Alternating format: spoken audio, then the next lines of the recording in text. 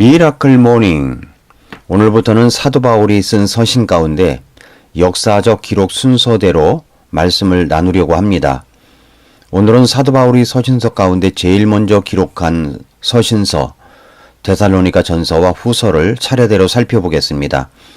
여러분이 매일 아침 미라클 모닝을 통하여 듣는 이 방송의 말씀을 놓치지 않고 들으신다면 사도 바울의 서신서 중에서 제일 첫 번째 쓴 서신서를 만나게 될 것입니다. 그리고 데살로니가 전서의 배경과 말씀을 알아가노라면 여러분의 신앙도 깊은 성장이 있게 될 것입니다.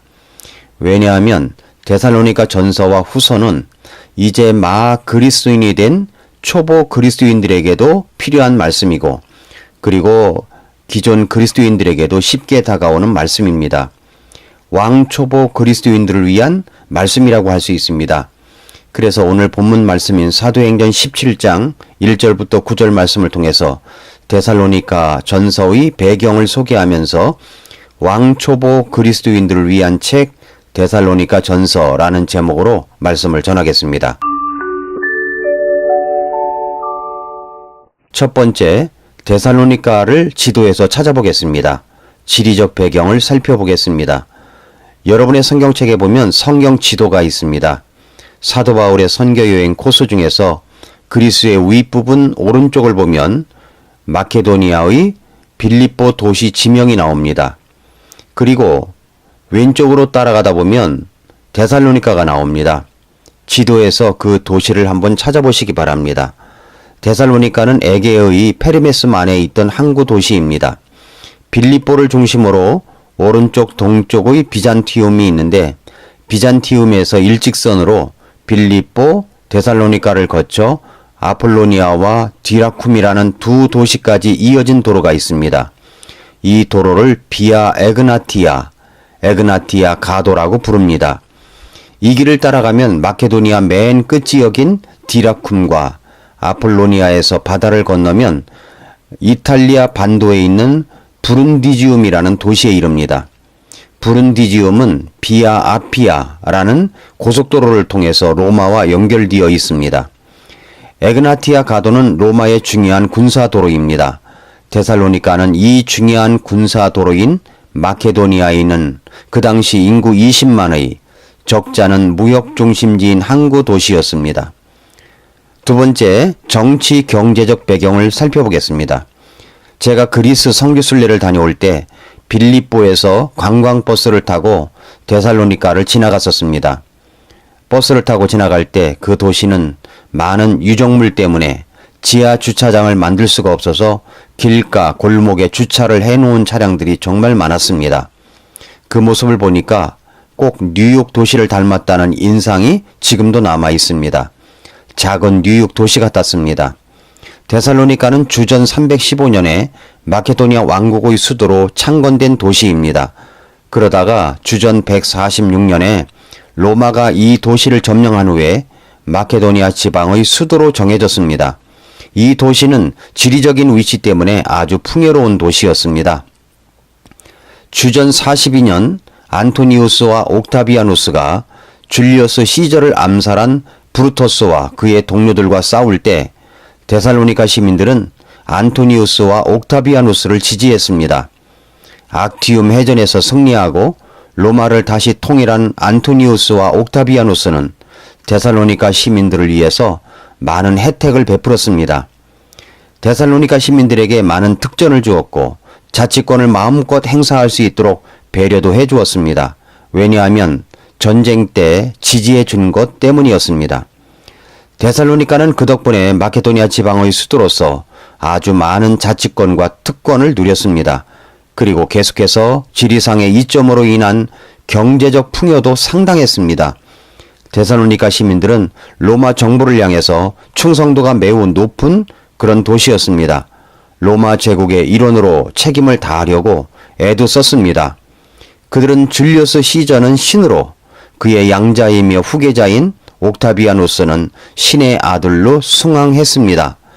데살로니가 도시 전체 시민들은 제국 숭배가 강했던 사람들인 것을 볼 수가 있습니다. 세 번째, 데살로니가 도시의 종교적 배경을 살펴보겠습니다. 데살로니가는 신비 종교들이 여럿 있었습니다. 그 중에서 대표적인 신비 종교가 둘 있었는데 하나는 디오누소스 컬트라는 것이었고 또 하나는 카비루스 컬트라는 것입니다. 이 두 종교가 특히 아주 성행했었다고 합니다.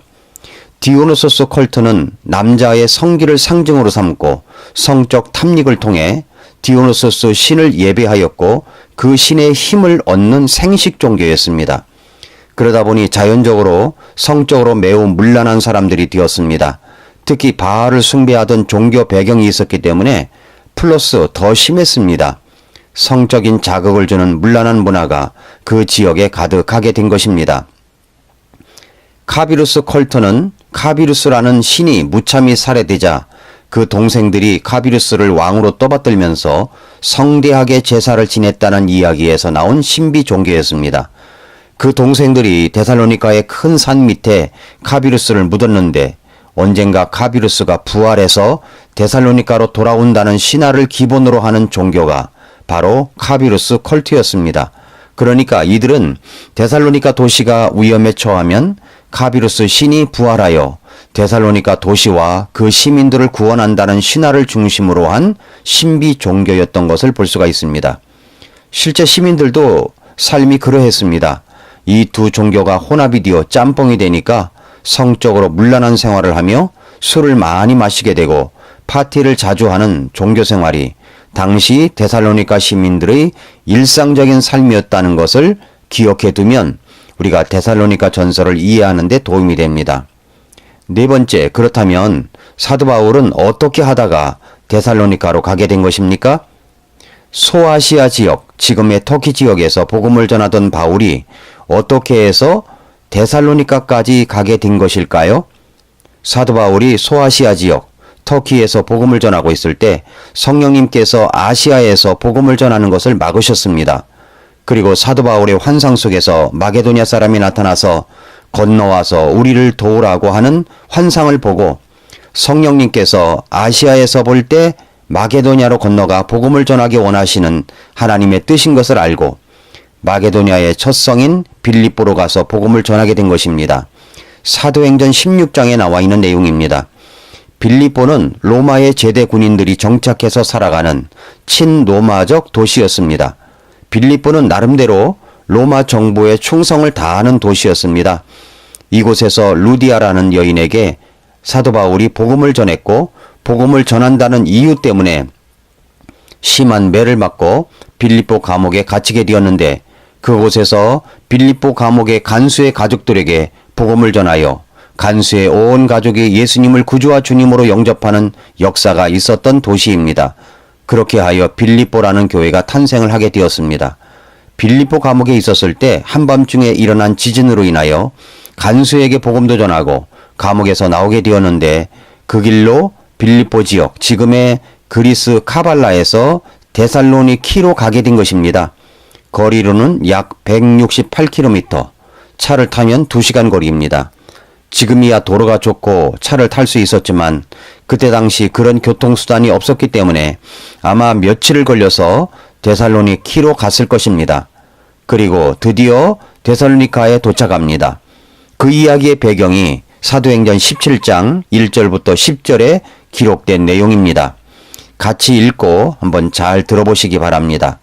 이제 그들이 암피폴리스와 아폴로니아를 지나 데살로니가에 이르렀는데 거기에 유대인들의 회당이 있으므로 바울이 자기 관례대로 그들에게로 들어가 새 안식일에 성경 기록도를 인용하여 그들과 토론하며 그리스도께서 반드시 고난을 받고 죽은 자들로부터 다시 일어났어야 함을 설명하고 주장하며 또 내가 너희에게 선포하는 이 예수님이 그리스도시라 하니 그들 중에 몇 사람이 믿고 바울과 실라와 사귀며 또 독실한 그리스 사람들 중에서 큰 무리와 으뜸 가는 여인들 중에서 적지 않은 사람이 그리하더라.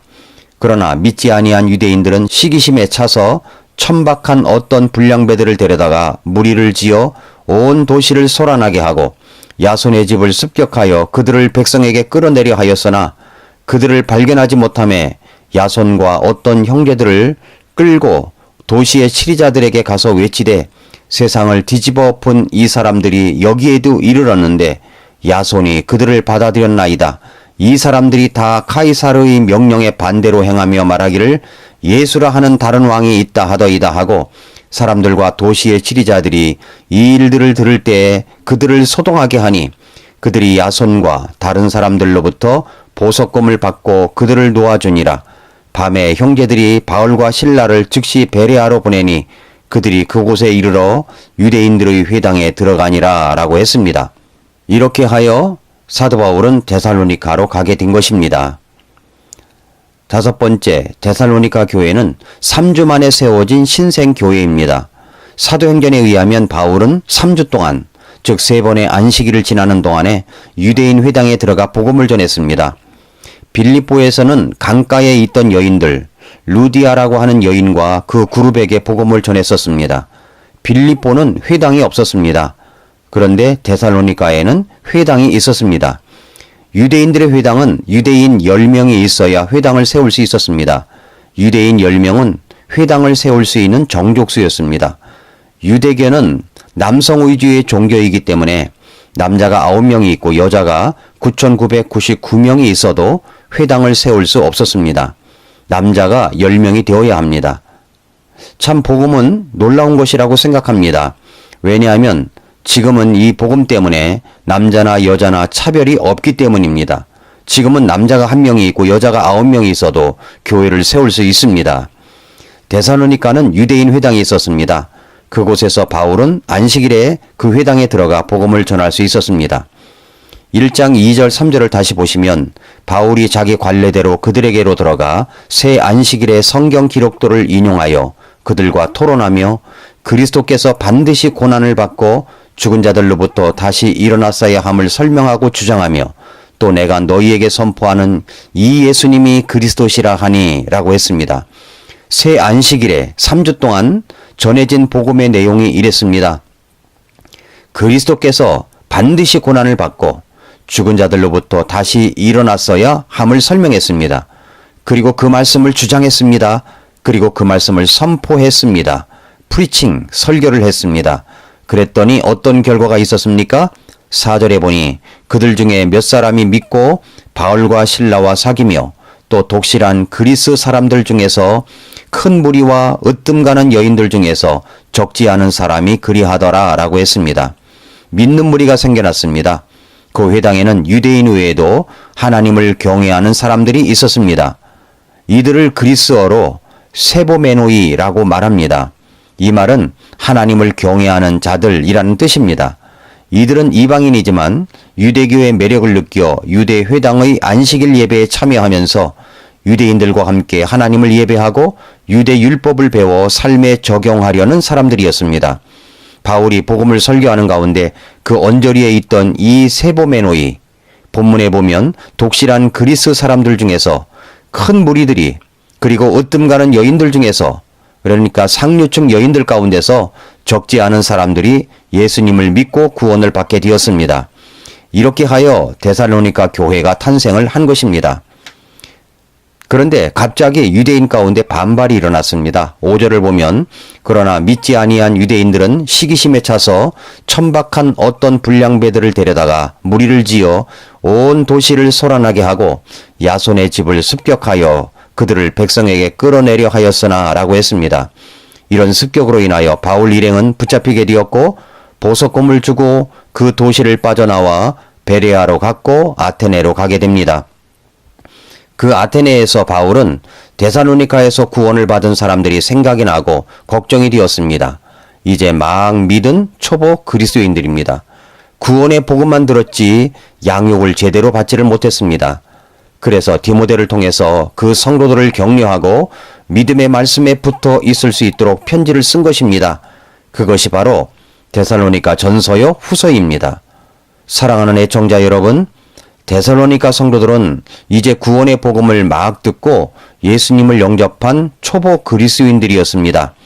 그런데도 불구하고 이들의 신앙의 모습이 어떤지를 데살로니가 전서를 통해서 살펴보십시오. 구원의 복음을 정확히 듣고 구원을 받게 되면 이런 정확한 성장의 모습이 나타나게 되어 있습니다. 데살로니가 전서 1장 2절부터 4절을 보면 우리가 기도할 때에 너희에 대해 말하며 너희 모두로 인해 항상 하나님께 감사드림은 하나님 곧 우리 아버지 눈앞에서 우리 주 예수 그리스도 안에 있는 너희의 믿음의 행위와 사랑의 수고와 소망의 인내를 끊임없이 기억하기 때문이니 사랑하는 형제들아 하나님께서 너희를 선택하셨음을 아노라 라고 말씀을 했습니다. 신앙의 초보자인데도 이제 막 구원받은 그리스도인들인데도 믿음의 행위, 사랑의 수고, 소망의 인내가 있었던 사람들이었습니다. 이들은 신앙의 연륜이 오래된 사람들이 아닙니다. 그럼에도 불구하고 믿음과 사랑과 소망이 있었던 이분들의 삶의 모습은 구원을 분명하게 받으면 이런 모습이 나타난다는 사실입니다. 그렇다면 여러분은 어떻습니까? 구원을 분명히 받으셨습니까? 확신이 분명히 있으십니까? 믿음의 행위와 사랑의 수고와 소망의 인내는 애써서 나타나는 것이 아닙니다.